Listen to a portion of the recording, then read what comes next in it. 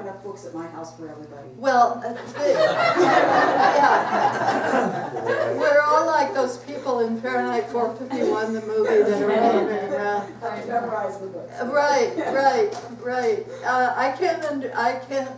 That just does not appeal to me at all, to be a computer they're talking about. I find it so ironic what Bruce was reading about the idea that women are supposed to have their place at home and their households know them. And men, meanwhile, are out roaming around. It's just the opposite. The men have invented this stuff. And it was the men, I mean, statistically provable. It was the men that invented all this. That is putting computers inside us, turning us into computers and making us go like that all the time. And I want to be out there. Go figure. Anyway. So, if you haven't heard, I was reading this, sharing this with a friend today, and he's half my age, and he didn't know anything about Archie and Mehitable. How many people here ever heard of Archie and Mehitable? Can you help me? What? How do you pronounce his name? Don Marquis. That's the way my father pronounced it. Marquis? Marquis. Don Marquis. How many on this side? Archie and Mehitable? Well, you. But it's just something that you should know about Archie and Mehitable. So I'm going to read you a little bit from this book, and then you can go and find out more about it. The circumstances of Archie's first appearance are narrated in the following extract from the sundial column of the New York Sun. Dobbs Ferry, that's a place, possesses a rat which slips out of his lair at night and runs a typewriting machine in a garage. Unfortunately, he has always been interrupted by the watchman before he could produce a complete story. It was at first thought that the power which made the typewriter run was a ghost instead of a rat. It seems likely to us that it was both a ghost and a rat. And since this matter had been reported in the public prints and seriously received, we are no longer afraid of being ridiculed.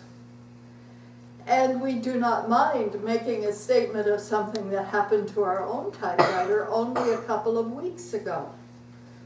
This is a newsroom, you understand, in 1927.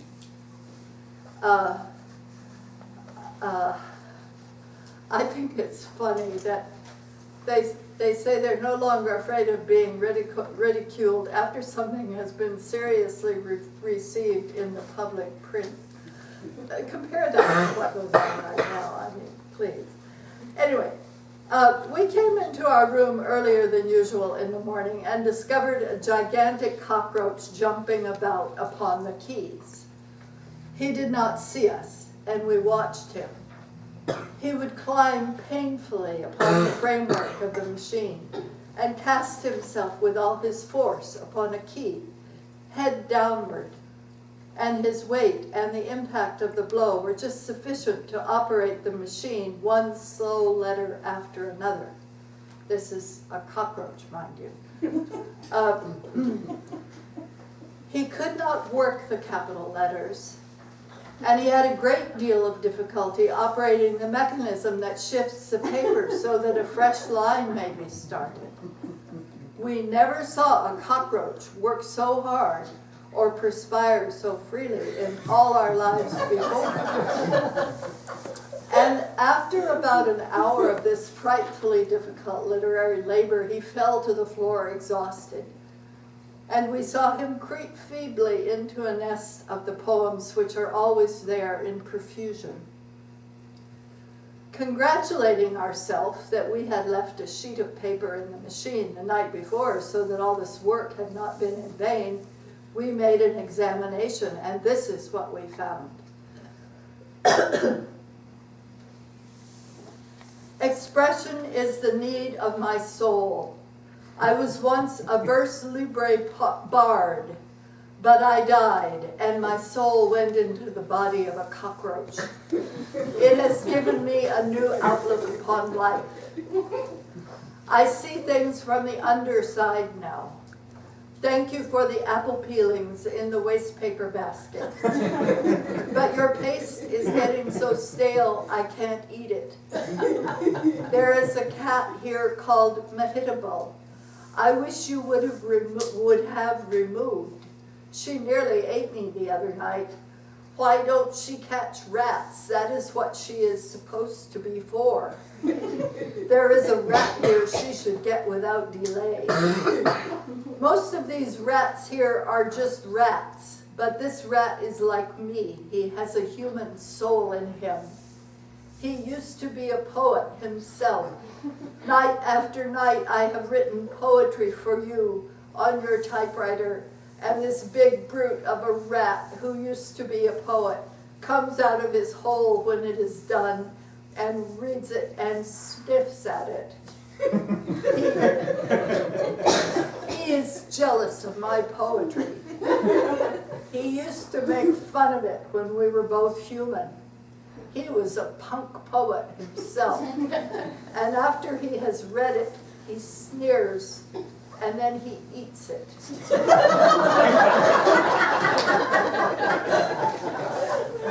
is this our fate? Is this our fate? Our fate?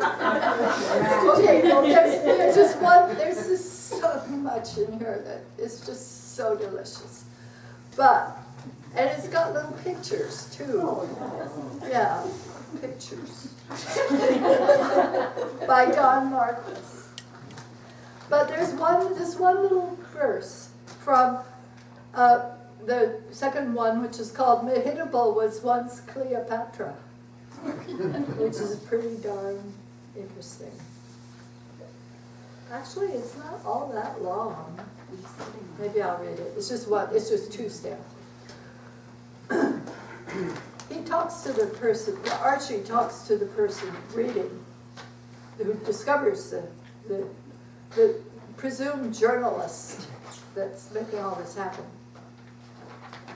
And he calls him boss all the way through. So that's one reason I want to read this one for you. So you sort of get the tone of that. Boss, I am disappointed in some of your readers. They are always asking, how does Archie work the shift so as to get a new line? Or how does Archie do this or do that? They are always interested in technical details when the main question is whether the stuff is literature or not. I wish you would leave that book of George Moore's on the floor. Mehitable the cat and I want to read it.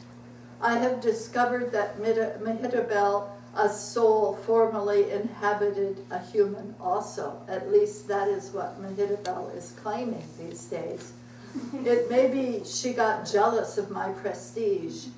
Anyhow, she and I have been talking it over in a friendly way. Who were you, Mehitable? I asked her. I was Cleopatra once, she said.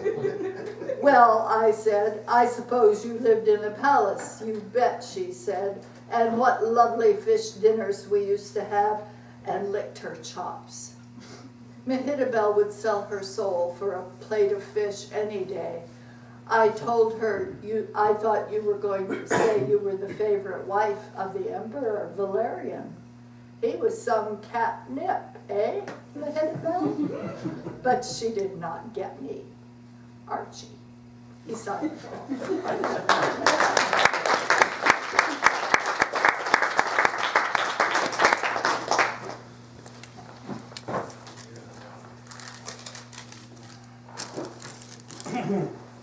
And next we would like to welcome back Angeline Yuen.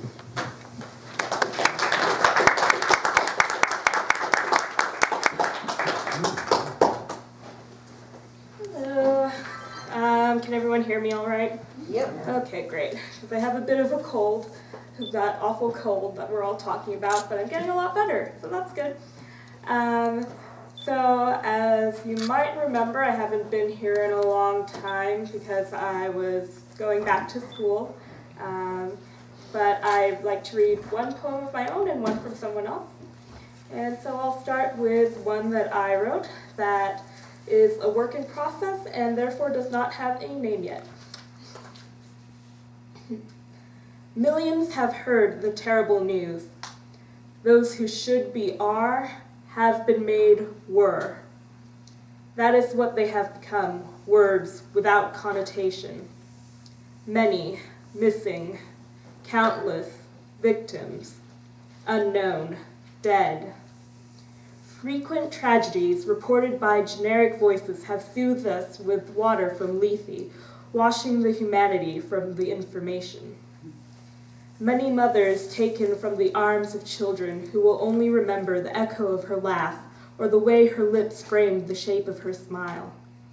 Missing, students whose parents still look expectantly at the door when the school bus stops in the street where their child scuffed the sneakers that lie waiting in a too-neat room. Countless relatives who must hold up each other when the grief falls, heavy like an anchor, threatening to drown them all. Victims of non-lethal violence, men and women who must continue to live through memories so vivid that they swear they are time travelers. Unknown authorities bring loved ones to sterile rooms where they must look under Schrodinger's sheet to see if hope still lives. Dead eyes look out from live bodies that surround the last resting place of fathers, mothers, sons, and daughters who went to sleep too early. Millions have heard the terrible news, but how many felt it?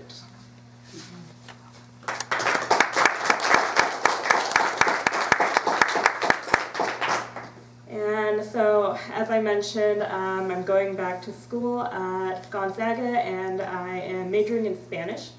And so, the poem from another author is Rafael Guillen, and he is a Spaniard who wrote during the 50s generation. He's a 50s generation poet, which was pretty big over there, and he was awarded in 1994 Spain's National Prize for Literature. And since I'm not a native speaker, I'm going to probably mess up, but please forgive me. And the poem, and the translation is by Sandy McKinney, who worked with the author to get the translation. And it is called Gesto Final. Un hombre está tumbado bajo el cielo. Se le ha apagado el tacto. Las hormigas pueden subir el trigo por su cuello. Esto es lo más terrible de los muertos, que la vida los cubre y los absorbe. Porque un hombre está muerto y en la plaza siguen jugando al tute los de siempre.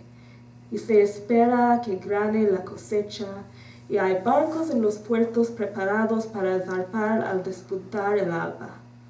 Un muerto es la esperanza boca abajo. Porque un hombre está muerto y todavía es posible que tiene en los bolsillos un paquete empezado de tabaco. Y esto es lo más terrible de los muertos, que se paran de pronto entre las cosas. Ha muerto un hombre cuando se desdobla y se mira su cuerpo desde enfrente y se tiende la mano y se despide. Ha muerto un hombre irremisiblemente cuando mueran los que recordaban. Los muertos se resisten a estar muertos y se defienden con su peso inerte. Y es terrible su grito cuando luchan porque solo se oye con los ojos. Hay que amar a los muertos, comprenderlos. Son como niños buenos enfadados. Les han robado el aro y la cometa y se han quedado tristes para siempre. In the translation, the last gesture. A man is stretched out under the sky. His sense of touch has gone out. Ants can climb over his neck to the stalks of wheat. This is the most terrible thing about the dead, that life covers them and absorbs them. Because a man is dead, and in the plaza the regulars are playing their usual card game. The grain is ripe for harvesting, and boats stand at the wharf getting ready to weigh anchor at dawn. A dead man is hope face down. Because a man is dead, and it's possible that he may have a freshly opened pack of smokes in his pocket. And this is the most terrible thing about the dead, that they stop suddenly in the midst of things. A man has died when he unfolds himself and stands face to face with his body, holds out his hand, and bids himself goodbye. A man has died irremediably when those who remembered him die. The dead resist being dead and defend themselves with their inert weight, and in that struggle their screams are terrible because only the eyes can hear them. We have to love the dead, to understand them. They're like good children in a fit of sulking. They've lost their toys, their barrel hoops and kites, and they'll never get over being sad. Not ever.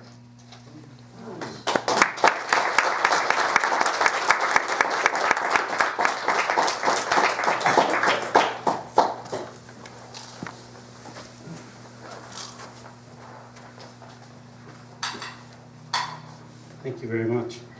And next we're going to hear from Jim Martin. Welcome, Jim.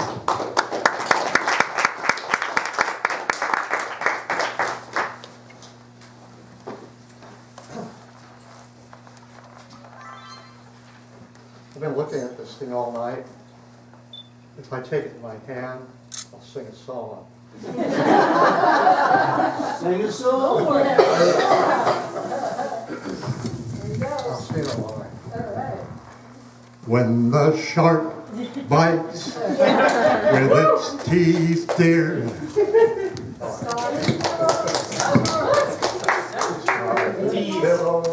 Start to run. Oh. Okay, we awake now? Yeah, I've got two short ones.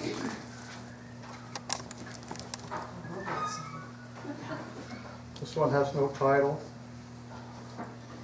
May I, if I entertain a thought, live with that and its inverse, entertain both worlds with one mind? Or do my words nail me down to one or the other? Entertain one, become that, oppose the other.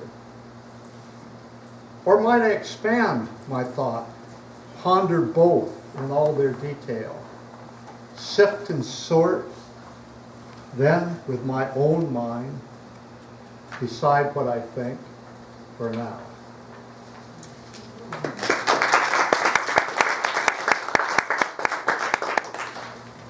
And this has two different titles so far. Tentative merger, maybe. We meet across the desk. Are we two objects? Actions controlled by habit and conditioning? Outcome decided by mass and velocity, like simple machines?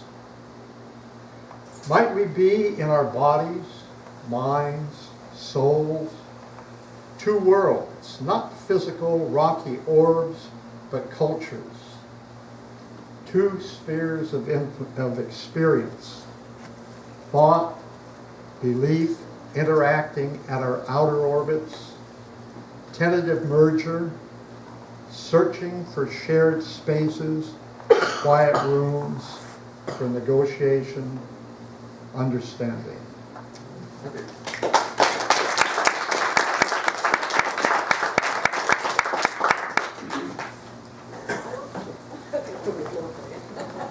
Thanks, Jim.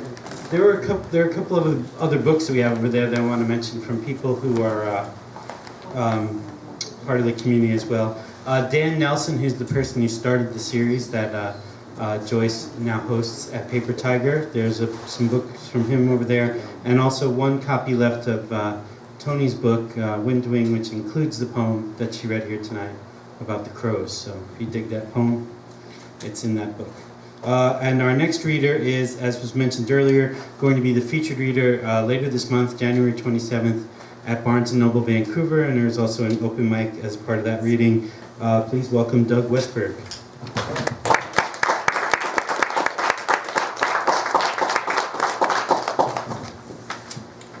Thank you. Well, now I don't have to do the plug. Thank you very much. Sure. Mel, thank you for everything. I was a customer here before I was a open micer.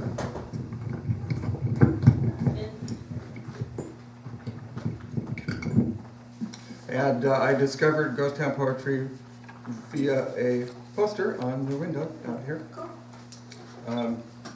So anyway, I'm gonna be sorry to see this place go. And thank you for everything. I never do this, but I just wrote this morning.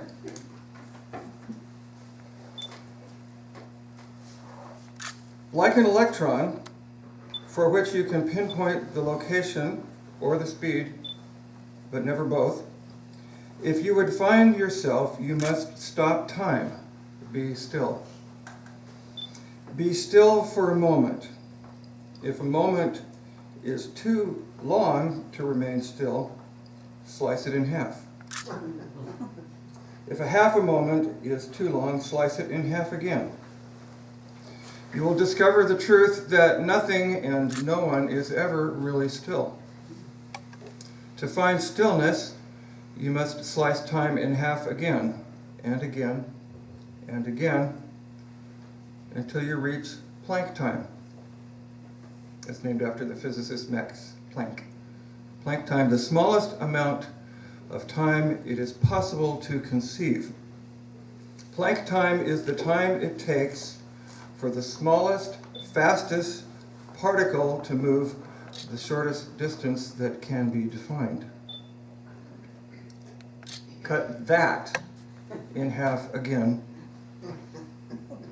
then you can be still.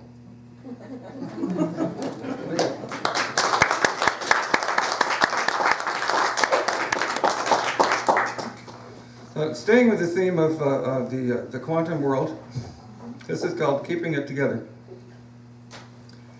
Carbon fiber nanotubes are incredibly strong, stronger than steel cable. They are strong enough to guide an elevator into the stratosphere.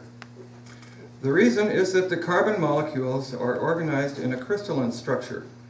They line up with each other like phalanxes of soldiers and so create strong bonds.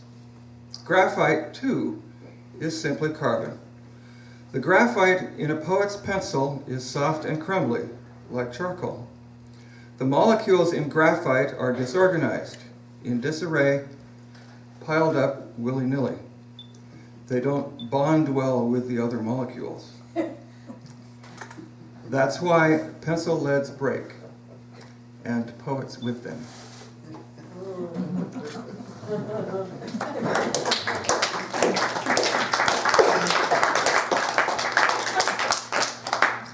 Thank you. And this last one is from the Papa Doug's Light Book of Little Verse, which I will be reading from exclusively at Barnes & Noble coming up. And What's it called again? it's called Papa Doug's Light Book of Little Verse. And I'll be signing them. If you go on bn.com and buy one and bring it to the reading, I will sign it. Woo! This is called Somewhere in a Parallel Plane. Somewhere, Elvis Presley's still alive. Kennedy took the oath in '65. Columbus never sailed the bounding main, somewhere in a parallel plane. Hitler won the war and ruled the world. Judy's male and Mickey is a girl. Crosby starred in Singing in the Rain, somewhere in a parallel plane.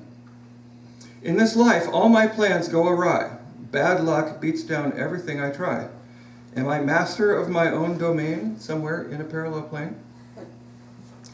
If this universe I'm living in is but one of billions full of sin, did Jesus return to earth again, somewhere on a parallel plane?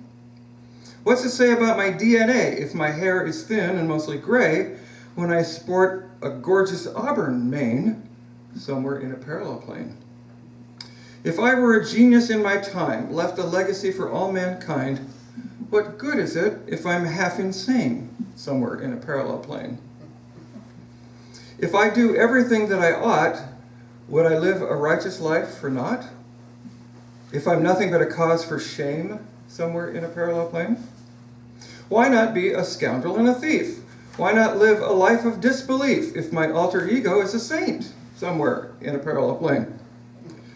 Nothing matters if what all I do is reversed in membrane number 2, if what's good's a random number game somewhere in a parallel plane. Multiverses sabotage compliance. Small wonder the Catholic Church hates science when the Pope lives in a shack in Spain somewhere in a parallel plane. Thank you very much.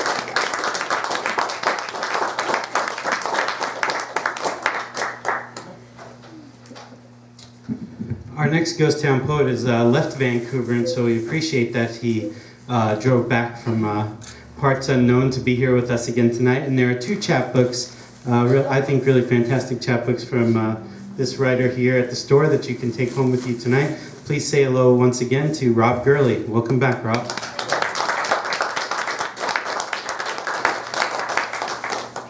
Thank you. This will be my prop here.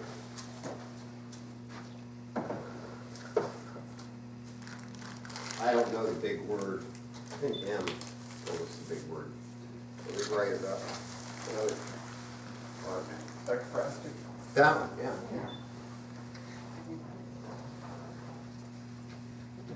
Oh, the tapes are rolling here. Dispatch from Click Attack. This is to Christopher Luna. I don't know if you ever shared this with these people or not. Kind of been getting back into rhyme. So, dispatch from Click Attack. Where to begin unpacking the boxes? Ludicrous. I've brought 2 broken watches. Sorting the library becomes a job. Let's not confuse Max Ernest for Max Jacob. Mechanics deft and daft replace the clutch. Where's the breeze gone? Evening's heat is too much. Downsizing has its sensible appeal, except for collectors with untamed zeal. Okay, this is in an old Scottish format. They usually wrote them much longer, and later it was called the Robert Burns stanza. And it goes A, B, A, B in the rhyme scheme. Was that your candle a-glowing in cottage window while scribbling what you'd heard a lassie singing? I hear the hooves of Graham's clan gone a-reaving. Someone shall lose. Wait. And this one I wrote last weekend is an overdue note to my mother, who gave me this. Perhaps it's silly to mention, from my far-flung harbor region, the tricolor ink-drawn delight of 4 geese running to take flight that you brought back from Mackenzie Tundra Expedition now rests above my study door for inspiration. Something more just out of reach, intangible, without name, yet discernible. A reminder when going out clamming to ocean shores. Keep your head up and your yap shut when going out. I screwed that. Keep your head up and your yap shut while starting out. No if, and, or but. And that was the phrase my mother always, I think she put it plural, no ifs, ands, or buts, but it came back to me. Thank you.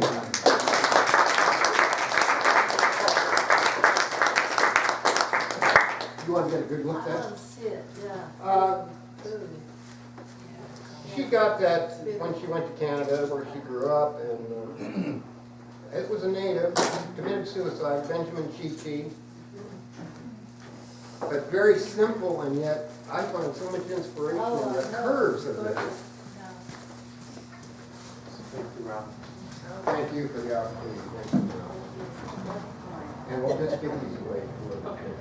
Yeah, and so many of the people that saw here tonight, including Rob, were also have also been featured readers in this series that I just decided it would take up too much time to mention, but that's one of the things that's so great. I think I was talking to Nathan or someone during the break about just how remarkable it is how many of the people from the Ghost Town community were inspired to make chapbooks since becoming part of the community. We're really proud of that. I was talking to Nathan about how it's such a part of the poetry tradition that famous poets who have been at it for 40 years or so still put out works in progress or small collections of chapbooks. And one of the things I really like about the chapbook aspect of the poetry community is that they're used to sort of trade with other poets and say hello. So sometimes even if you don't have cash, if you happen to bring one of your chapbooks, you can trade it, and it's just a way to get to know other poets too, is trading them too. So, and speaking of that, another person who has chapbooks here and who's recently a part of the Seattle Poetry Slam is here tonight. And I also wanted to mention, since our last time here at Cover to Cover, I want to thank our next reader for the great photographs that he's taken of the series over the last few years. Please welcome again Nathan Tompkins.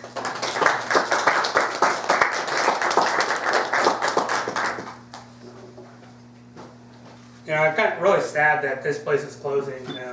I've been coming to cover off and on ever since it was that little bookstore over on Main Street, that little strip mall that they had.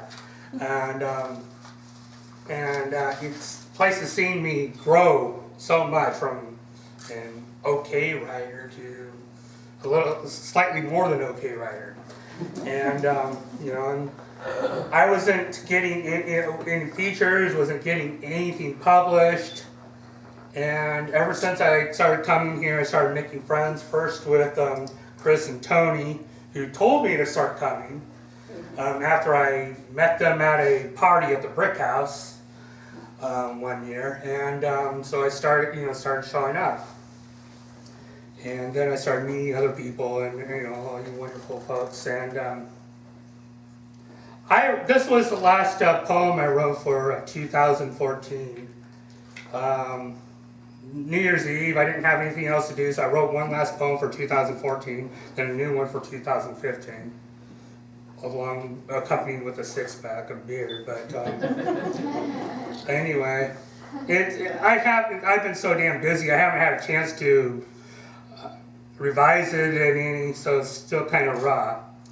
But since it's about this place, I'm reading it anyway.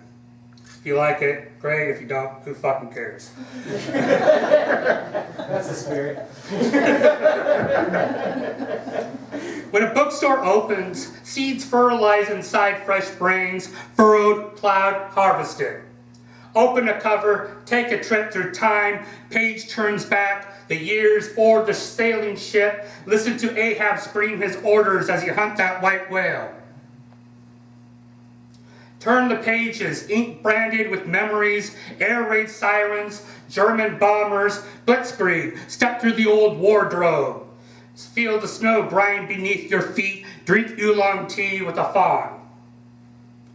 Flip the leaves, read the words, press to the paper, philosophize with Hamlet to be or not to be, plot revenge against his uncle, trick Rosencrantz and Guildenstern to lose their heads, duel, die. Close the cover, place it back on empty, infertile bookshelves, close the door, locked, lights out. When a bookstore closes, a brain shuts down, loses its prop to dust storm, locust infestation. The fields lie abandoned, scoured with salt as the dream fades. And like I said, I haven't revised it yet.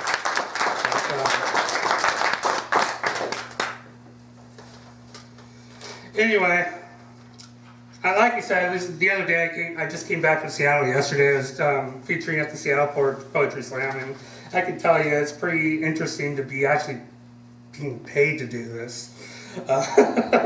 Being paid to do something that you actually love to do. And Last time I was up there, I had just lost a friend. He had died, and I was hurting pretty bad. And I show up there and I said, "Here I am at the Emerald City, the Tin Man. Maybe I can get a new heart." And then I wrote this poem. Then I wrote a bunch of other poems about it, about the Emerald City in Seattle and people that I saw. Like the Scarecrow was some drunk I saw walking down Denny. Dorothy was some drag queen I saw outside of a Quickie Mart. And the Cowardly Lion was a junkie waiting at a bus stop. This is the Tin Man. Oh, and this was published last month in Non-Binary Review, and there again, they actually paid me a little bit. The Tin Man walks down 6th Avenue. iPod in his ears disguises the jangled sound of jagged metal, stripped-toothed gears, half-melted belts over stretched springs, all in a plastic Fred Meyer grocery bag, stuffed in the depths of his black backpack. It's been broken too many times. Oil gears, drained down rain gutter cheeks. He remembers the Munchkin Maiden. The cool, damp, salt air drifts from Puget Sound, paints rust tattoos on his silver skin as he stands in the shadow of the wizard's Space Needle Castle, the throne room in a constant rotation against this blue sky. He came to see if his heart was under warranty, to see if he could trade the wizard for a new one. This one's just too fucked up to repair.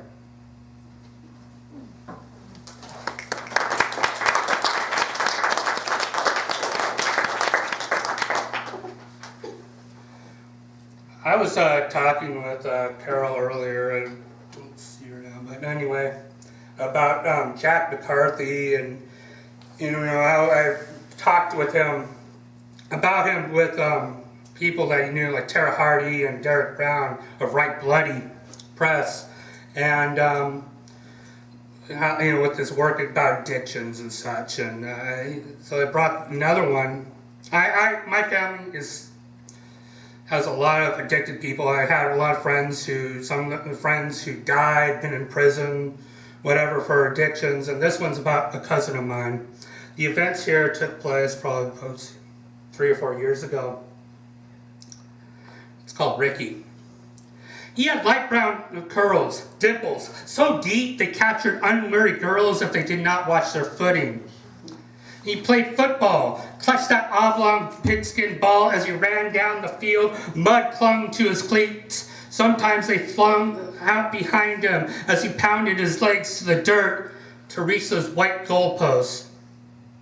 When they found him that morning in the house on D Street in Spokane, beaten, bruised, bloodied at the hands of one of his housemates, I remembered. He had light brown curls, dimples so deep they captured unmarried girls. And when I saw his mother that Christmas, I held her as she quaked in my arms. I held her as her tears dampened my shirt, and then we separated. I watched her wipe her red eyes with a white Kleenex tissue. In the end, the cops didn't do anything. They did nothing because he found his solace at the edge of a needle. And the blood splatter on the wall, they said, was from the needles that they shoved into their arms as they plunged the poison into their veins. So they ruled his murder as an overdose. He was just another dead 25-year-old needle freak that the police didn't give a fuck about. And who cares if one heroin addict kills another? But someone always does. Because even junkies have mothers. But I remember. He had light brown curls, dimples so deep they captured unmarried girls. More here? I was given a prompt. No, actually, somebody was doing another anthology based on birds and such, and I wrote a bird poem. This is I went through a lot of rough times last year. In fact, it was one of the worst years, but it was the best years for poetry because I wrote a lot of fucking good shit. And a lot of great things started happening there. But anyway, this is called the Morrigan Song. For those who don't know, the Morrigan was an Irish goddess, part of a triple goddess. She was the goddess of war and death. And her bird was a crow. 3 battle crows circle, a trinity sewn beneath the skin by ink-threaded needles as they circumnavigate the calf in a labyrinthine reel. They spread their black wings, wait, whether it be for a bullet to be tattooed into the brain or a jig danced with the trees, feet bouncing on wind floors as the breeze gusts float beneath autumn gold leaves. Or a white hair, night sweat pasted to the forehead, a gasp alone stops the heart and stills the blood. The piper squeezes the Morrigan song from the depths of his highland pipes as the battle crows sit on the branches, obsidian feathers swing to the floor. They open their ebony beaks, their avian voices join the tune as their last lullaby tells the warrior to unclench the palms from his sword, shove its blade deep into the earth, send his fading eyes closed. Thank you all very much.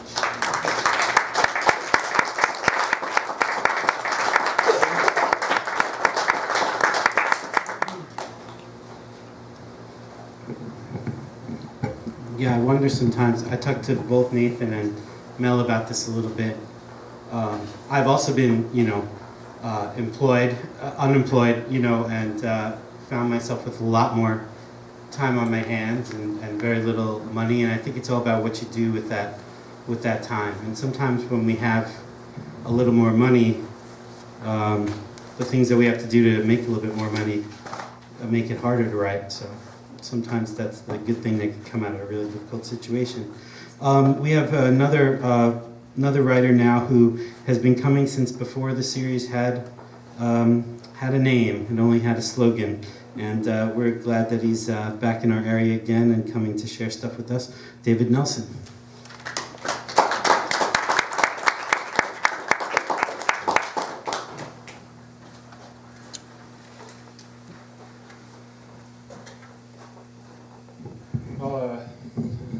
Mel, I just wanted to say that I really appreciate what you've done, and I came to the readings back when they were downtown. I don't know if you remember me. I did a really crappy reading one time.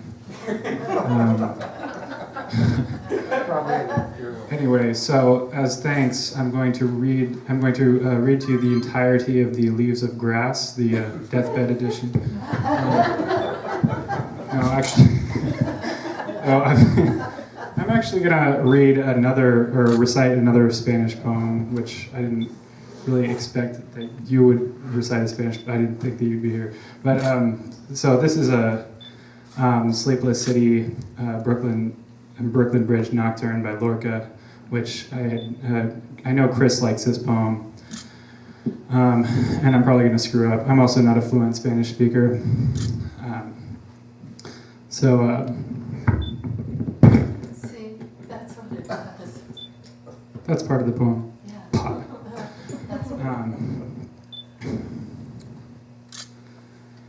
In the sky, nobody sleeps. Nobody sleeps.